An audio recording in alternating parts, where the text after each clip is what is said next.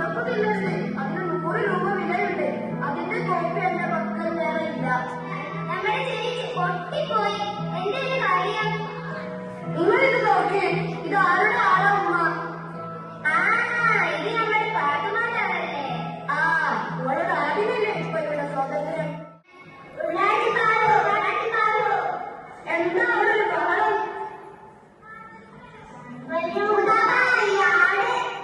എന്താടാ ആരെങ്കിലും നിന്റെ ട്രൗസറെ കുറിച്ച്?